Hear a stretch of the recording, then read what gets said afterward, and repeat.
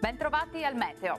Nuovi temporali in arrivo sul nostro territorio, la pressione cede lievemente favorendo così il transito di un impulso instabile. Ecco il dettaglio di martedì 6 agosto.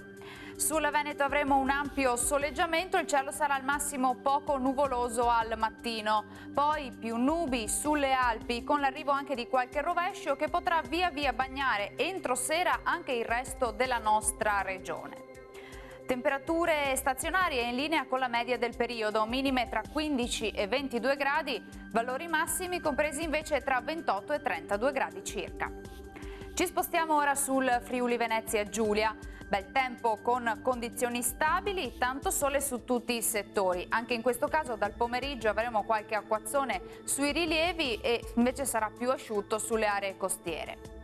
Temperature invariate con minime tra 18 e 23 gradi, massime comprese invece tra 29 e 30 gradi. Raggiungiamo infine il Trentino Alto Adige dove avremo un tempo asciutto al mattino, poi temporali a carattere sparso possibili un po' su tutta la regione. Temperature minime tra 17 e 18 gradi, le massime invece risulteranno essere comprese tra 31 e 32 gradi. Dal meteo per ora è tutto, io vi do appuntamento al prossimo aggiornamento. Arrivederci.